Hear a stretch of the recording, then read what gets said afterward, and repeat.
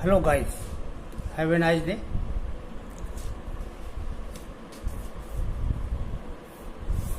आज का टॉपिक मैं ले रहा हूँ फिलेट वेल्ड का एक न्यूमेरिकल एग्जाम्पल जो है, इसे समझाने जा रहा हूँ। ये लिमिटेड स्टेट मेथड के द्वारा इसका सलूशन समझाया जाएगा। तो एग्जाम्पल देख लीजिए। क्वेश्चन क्या है? Question, a tie member two angle. ये देखिए, एंगल का निशान बनाया जाता है। ये एंगल सेक्शन के लिए रिप्रेजेंट करता है, यानी एक कोणीय खंड या एंगल सेक्शन। तो अब इसके आगे 2 लिखा है, इसका मतलब ऐसे 2 एंगल लिए गए हैं। तो 2 angle 90 by 60 by 8 mm size के हैं। Is connected to 10 mm thick gusset plate, तब 10 मिलीमीटर मोटी गसेट प्लेट से जुड़े हुए हैं ऑन बोथ साइड, मतलब इसके दोनों तरफ जुड़े हुए हैं। तो एक एंगल इस एक साइड में होगा, दूसरा एंगल दूसरे साइड में होगा, बाई फिलेट वेल्ड के द्वारा जोड़े गए हैं। It carries A factored tensile load of 350 kilo Newton, यानी इसके ऊपर जो है 350 किलो न्यूटन का फैक्टर्ड टेंसाइल लोड जो है आ रहा है। इसका एंगल का जो ग्रेड है वो हमारा FE 410 का है। तो कहा गया है कि डिजाइन दी बेल्ट ज्वाइंट, यानी बेल्ट ज्वाइंट का डिजाइन करिए। तो बेल्ट ज्वाइंट का जब डिजाइन करना है तो देखिए इस क्वेश्चन में क्या करना होगा। पहले जो डाटा दिए गए हैं उनको देख लें। क्योंकि ग्रेड दिया हुआ है एंगल का FE 410, इसलिए इसका अल्टीमेट स्ट्रेंथ जो है FU की वैल्यू 410 न्यूटन पर mm स्क्वायर होगी। इसके बाद इसमें हम ये एज्यूम कर लेते हैं कि ये वेल्डिंग का कार्य जो है शॉप में, वर्कशॉप के अंतर्गत किया गया है। तो उस शॉप वेल्ड के केस में गामा MW की वैल्यू 1.25 ली जाती है, तो उसी का हम प्रयोग करेंगे। इसके बाद देखिए हमारा जो क्वेश्चन के अनुसार हमारा जोड़ किस तरह का है।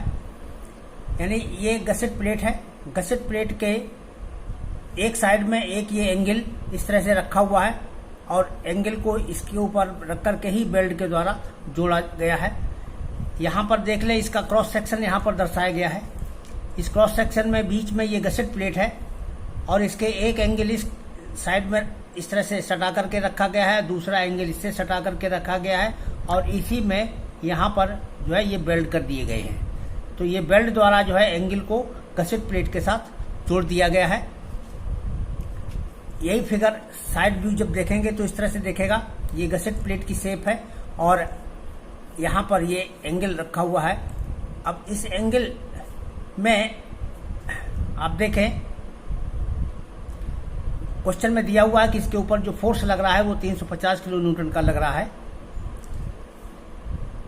एंगल का की बनावट देख लें। एंगल की जो बनावट होती है वो इस तरह की होती है। और जो हमारे पास स्टील टेबल उपलब्ध है, उस स्टील टेबल में अनइक्वल एंगल, यहाँ पर चूंकि 90 बाई 60 बाई 8 mm का है तो ये अनइक्वल एंगल है। तो अनइक्वल एंगल में की जो प्रॉपर्टीज दी गई हैं उसमें इस तरह से दी गई हैं कि लंबी भुजा को वर्टिकल डायरेक्शन में रखा गया है और छोटी भुजा को हॉरिजॉन्टल डायरेक्शन में रखा गया है। इसके बाद इसका यहाँ एक ये एक्स अक्ष ये हो गया हमारा और ये वाई अक्ष हो गया, और ये एक्स अक्ष है, ये वाई अक्ष है। ये दोनों जिस बिंदु पर काटते हैं वहीं पर इस एंगल का गुरुत्व केंद्र स्थित होता है। तो यहाँ पर गुरुत्व केंद्र है, इसका मतलब है कि ये भार जो है हमेशा एंगल के गुरुत्व केंद्र से होकर के ही जाएगा। तो भार एंगल के गुरुत्व केंद्र से होकर के जाता है, यानी इसी लाइन ऑफ एक्शन फोर्स की जो होगी वो यही होगी, टेंसाइल फोर्स की। तो अब ये हमारा इस किनारे से कितना है, इसको स्टील टेबल में CXX लेटर के द्वारा रिप्रेजेंट किया गया है, यानी एक्स अक्ष की इस किनारे से दूरी, तो ये CXX कहलाएगा। और यहाँ पर इस अक्ष की जो दूरी होती है ये CYY कहलाती है। तो आप अनइक्वल एंगल की स्टील टेबल से जो है इस एंगल के लिए जो क्वेश्चन में दिया गया है 90 बाई 60 बाई 8 mm का, उसके लिए CXX की वैल्यू तालिका से नोट करेंगे। तो तालिका से जब हमने वो वैल्यू यहाँ पर देखी तो वो तालिका से जो वैल्यू आई है वो 29.6 mm के बराबर उसमें दिया गया है। तो ये इस किनारे से गुरुत्व केंद्र की दूरी जो है 29.6 mm हुई। तो अब यहाँ से यहाँ तक टोटल 90 हमारा mm है। तो 90 mm में से इतना घटा देंगे तो शेष बची दूरी ये निकल आएगी और ये शेष बची दूरी 60.4 mm के बराबर आती है। तो इस तरह से ये हमारा जो परिणामी बल जो लग रहा है, इसके ऊपर टेंसाइल फोर्स लग रहा है, ये हमेशा एंगल के गुरुत्व केंद्र से होकर के ही जाता है। बस यही इसमें एंगल में विशेष बात है, यही गवर्न करता है कि हमको वेल्ड कहाँ करना है और कहाँ नहीं करना है।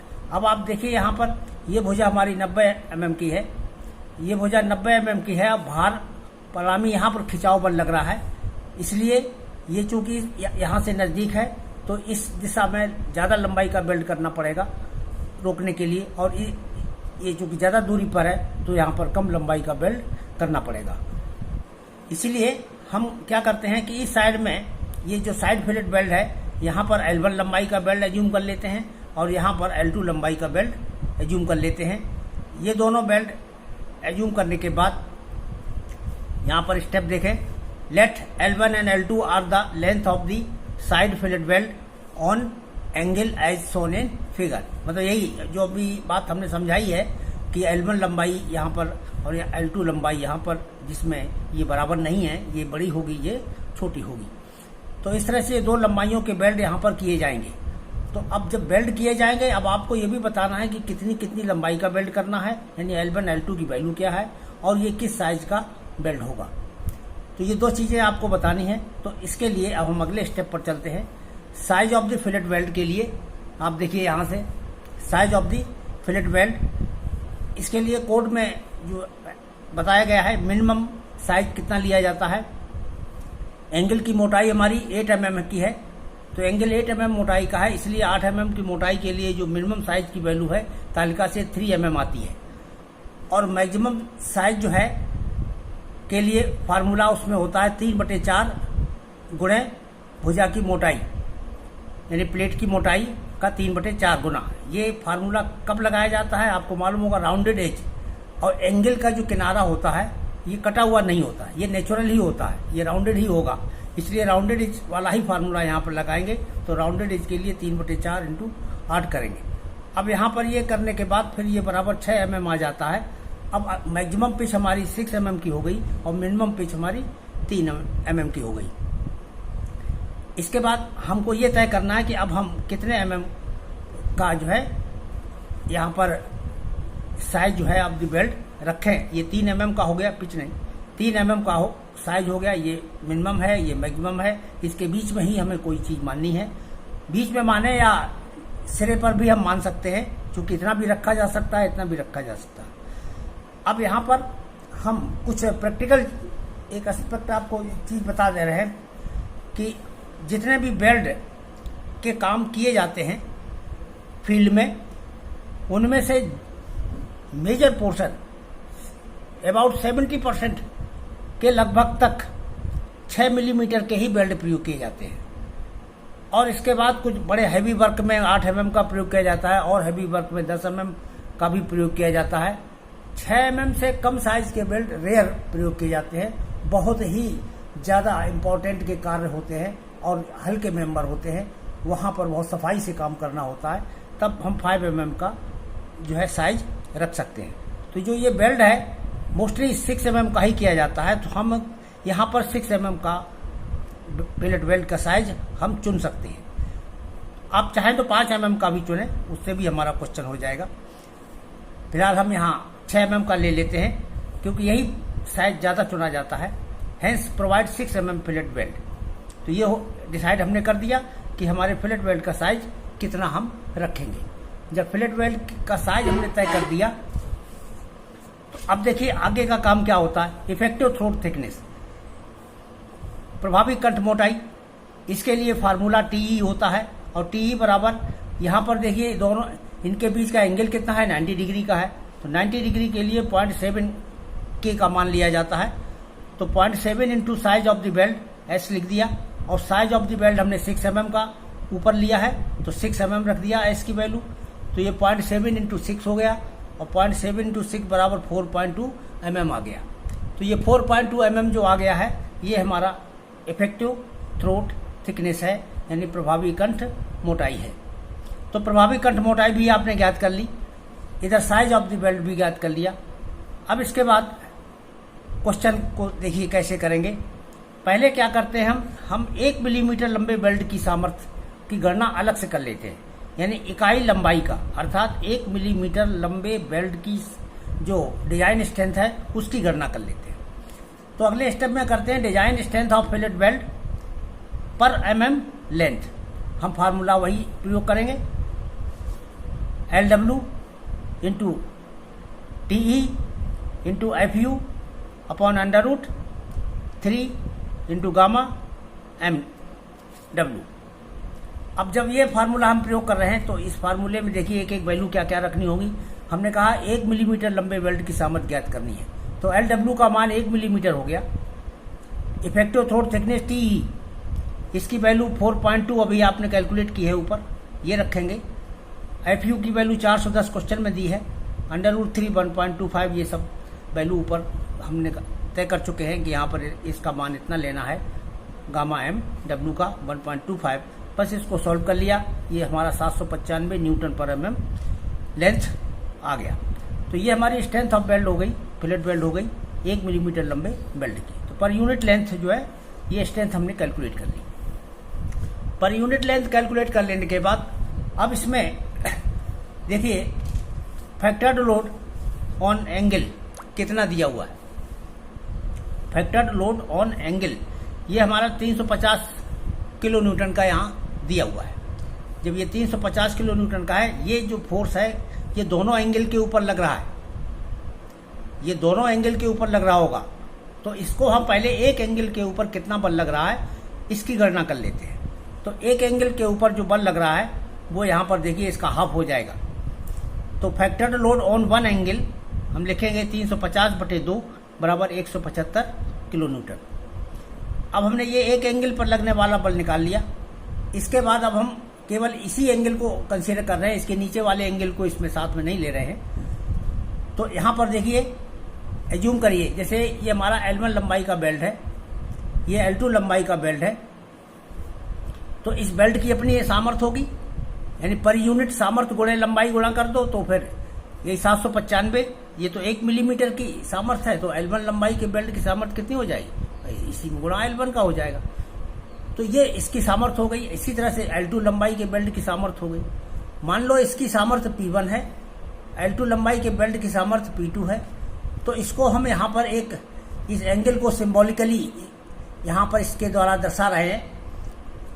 और यहाँ पर ये P1 कार्य कर रहा है, यहाँ पर ये P2 बल कार्य कर रहा है। और यहाँ पर बीच में इसकी इस सीधी रेखा में यानी इस डायरेक्शन में एक एंगल पर कितना बल कार्य कर रहा है, 175 किलो न्यूटन का कार्य कर रहा है। तो ये एक एंगल पर है 175 का बल। और ये अब यहाँ पर इसका संतुलन की समीकरण हमको केवल बनानी होती है, उसी से हम P1 और P2 के मान निकालते हैं। तो संतुलन की समीकरण क्या होगी, ये बल बराबर P1 प्लस P2। एक तो इक्वेशन हो जाएगी P1 प्लस P2 बराबर 175 किलो न्यूटन। और दूसरा किसी एक बिंदु से आघूर्ण ले लीजिए, यहाँ से ले लीजिए। तो यहाँ से जब आघूर्ण लेंगे तो P2 इंटू ये दूरी बराबर 175 गुणे ये डिस्टेंस, इन दोनों को बराबर कर दीजिए, दूसरी समीकरण बन जाएगी। तो वही काम देखिए आगे किया जा रहा है, इसको समझिए कैसे किया गया है। P1 और P2 are the strength of L1 L2 length of the weld, then for equilibrium P1 plus P2 बराबर 175 गुणा 1000, ये न्यूटन में कन्वर्ट कर लिया। ये P1 प्लस P2 बराबर हो गया। अब इसमें P1 की वैल्यू कैसे हम लिखेंगे, इकाई लंबाई के बेल्ट की सामर्थ्य गुणे लंबाई यानी L1, 795 में L1 का गुणा करते हैं तो ये P1 हो जाएगा, और 795 में L2 का गुणा कर दो तो ये P2 हो जाएगा। तो 795 L1 प्लस 795 L2 बराबर 175,000, ये हमारी वैल्यू हो गई। बस अब यहाँ से हमारा ये कॉमन होकर के इधर भाग लग जाएगा, सॉल्व करेंगे तो L1 प्लस L2 सॉल्व होकर के 220 मिलीमीटर हमें प्राप्त हो जाएगा। तो इस तरह से ये हमारी पहली समीकरण थी जिसमें हमने P1 प्लस P2 बराबर ये इधर वाला बल किया था, इसी को सॉल्व किया तो यहाँ से हमें रिजल्ट निकला L1 प्लस L2 बराबर 220 मिलीमीटर। अब इसके आगे का देखिए टेकिंग मोमेंट अबाउट P1। अब P1 से जब हम मोमेंट लेंगे तो यहाँ से देखिए इस भुजा की लंबाई कितनी है, 90 मिलीमीटर। तो यहाँ से आघूर्ण ले रहे हैं तो P1 का आघूर्ण तो 0 हो गया, P2 गुणे ये 90 हो जाएगा, और ये 175,000 गुणा ये दूरी यहाँ आप निकाल चुके हैं 29.6। तो ये 29.6 का गुणा कर देंगे तो ये इसका आघूर्ण हो जाएगा। यही काम यहाँ किया गया है। P2 गुणे 90 बराबर 175 है और इंटू 1000 ये न्यूटन में कन्वर्ट करने के लिए, और इसमें 29.6 mm का गुणा कर दिया। तो ये इसका आघूर्ण हो गया, ये इसका आघूर्ण हो गया, दोनों आघूर्ण बराबर हो गए। बराबर होने के बाद अब P2 की जगह हमने वही लिख दिया 795 गुणे L2, क्योंकि P2 का मान किसके बराबर है? पर यूनिट सामर्थ्य गुणे लंबाई। तो ये हो गया इतना इंटू इतना। अब इसमें इस समीकरण में हम देखें केवल L2 अननोन है, बाकी सारे संख्याएं हमको ज्ञात है। तो इसको सॉल्व कर लिया, L2 बराबर हमारा 72.4 mm आ गया। तो ये दूसरी जो इक्वेशन बनी हमारी, उससे हमको डायरेक्ट L2 की वैल्यू ज्ञात हो गई। अब हम पहली समीकरण में, चूंकि हमको मालूम था कि L1 प्लस L2 बराबर 220 है, तो वहां उसी समीकरण में L2 का मान रख देंगे। तो L1 बराबर क्या हो जाएगा? 220 माइनस 72.4 घट जाएगा सीधा सीधा, और घट करके 147.6 मिलीमीटर की सामर्थ्य आ जाएगी। तो इस तरह से ये L1 लंबाई ज्ञात हो गई, इधर L2 लंबाई ज्ञात हो गई। यही दोनों हमको ज्ञात करने थे।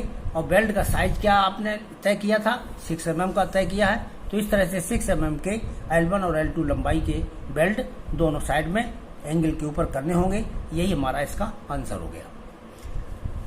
अब इस आंसर के बाद हम एक अगला क्वेश्चन के बारे में आपको हिंट दे रहे हैं, बाकी करना आपको है।